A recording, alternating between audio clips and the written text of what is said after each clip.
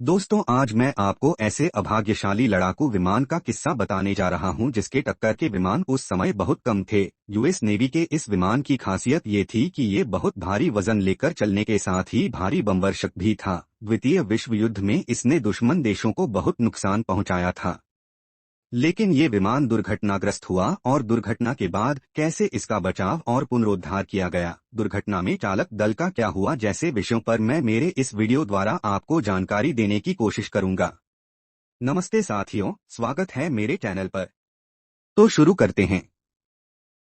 वर्ष 1972 का है और कुछ ऑस्ट्रेलियाई सैन्य सदस्य रॉयल ऑस्ट्रेलियाई वायुसेना के हेलीकॉप्टर में उड़ान भर रहे हैं। जैसे ही वे पापुआ न्यू गिनी के इस अलग थलग हिस्से में उड़ते हैं जहां वेटलैंड और जंगलों के अलावा कुछ भी नहीं है, उन्हें कुछ आश्चर्यजनक दिखाई देता है। वहां जंगल के बीच में एक विशाल, आंशिक रूप से डूबा हुआ विमान है। यह वही विमान है जो 3 दशकों से लापता है। संयोग से सैन्य दल ने इसे देखा। अब 3 दशकों से गायब होने वाले एक विमान के रहस्य से पर्दा हटने वाला था। एक ऐसी गुत्थी सुलझने वाली थी जिसे द्वितीय विश्व युद्ध से लोग अंधेरे में थे। लोगों को यह पता चलने वाला था कि आखिर क्यों 3 दशक से ये विमान नहीं खोजा जा सका था। यह विमान पापुआ न्यू गिनी में दुर्घटनाग्रस्त हुआ था। यह एक दूरदराज स्थित दुर्गम क्षेत्रों से भरा हुआ देश है। यह देश वर्षावन, दलदली इलाकों, पहाड़ों, ज्वालामुखियों और अनोखे जीव जंतुओं से भरा पड़ा है। द्वितीय विश्व युद्ध के दौरान यह देश एक स्ट्रैटेजिक लोकेशन हुआ करता था। पापुआ न्यू गिनी के पूर्वोत्तर में एक तटीय प्रांत है, ओरो प्रांत। 1972 में ऑस्ट्रेलियाई सैनिक इसी ओरो प्रांत में अगाइम्बो नामक मगरमच्छ से भरे दलदली इलाके के ऊपर से उड़ान भर रहे थे। इसी दलदल में उन्होंने लापता विमान को देखा था। अगाइम्बो एक संरक्षित क्षेत्र में था। इस क्षेत्र में अगाइम्बो नाम के ही आदिवासी रहते थे, जो अब लगभग विलुप्त हो चुके हैं। दलदली और दुर्गम इलाका होने के चलते यहाँ इन लोगों के अलावा कोई और नहीं रहता था। साथ ही बाहरी लोग भी इस क्षेत्र तक नहीं पहुंच पाते थे। इस इलाके के ऐसी खतरनाक परिस्थिति के कारण ही इस विमान को ढूंढने में इतने दशकों का समय लग गया। ऑस्ट्रेलियाई सैनिकों को देखते ही मालूम हुआ कि यह एक विमान है, लेकिन यह किस प्रकार का विमान है, किसका है, कब से पड़ा है, यह बाद में की गई खोजबीन से पता लगा।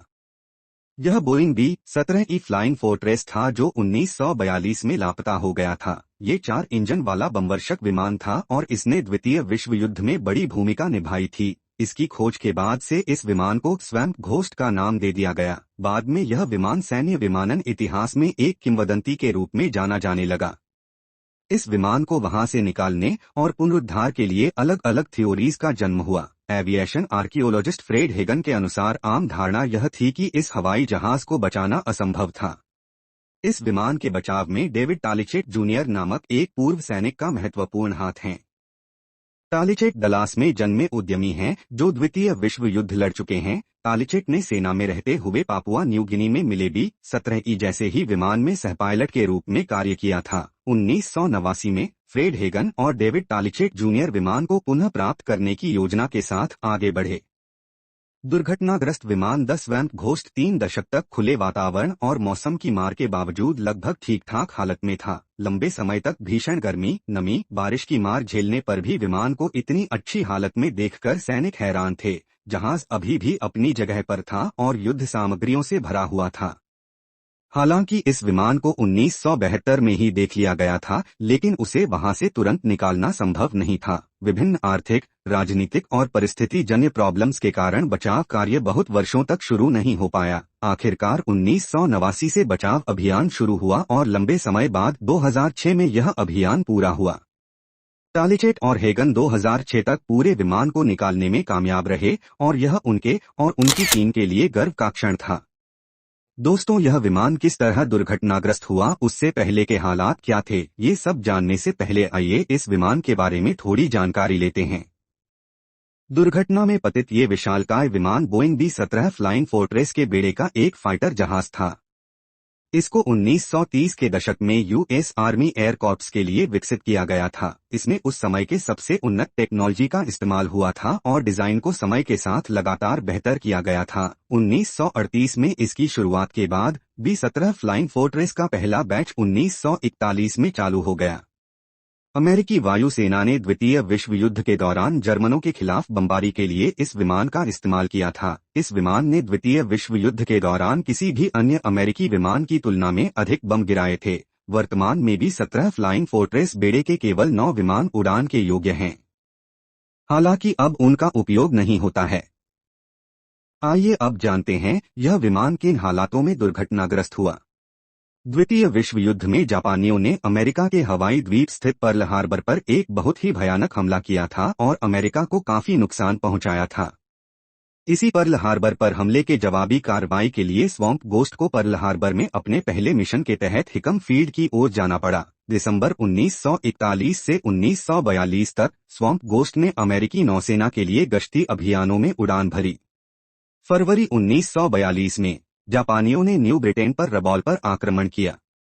जापान के आक्रमण से न्यू गिनी और ऑस्ट्रेलिया की सुरक्षा को खतरा पैदा हो गया, इसलिए स्वैम्प घोस्ट को ऑस्ट्रेलिया के क्वींसलैंड में टाउन्सविले की ओर जाने का आदेश दिया गया। कई समस्याओं के कारण टाउन्सविले तक पहुंचने के लिए विमान को लगभग 5700 मील का चक्कर लगाना पड़ा। 22 फरवरी 1942 के मनहूस दिन पर 9 B-17 ई विमानों को रबॉल में जापानी समुद्री जहाजों पर बम विस्फोट करने का काम सौंपा गया था। फिर चीजें वैसी नहीं हुई जैसी उन्होंने योजना बनाई थी। यांत्रिक समस्याओं के कारण 9 में से 4 विमान मिशन से बाहर हो गए।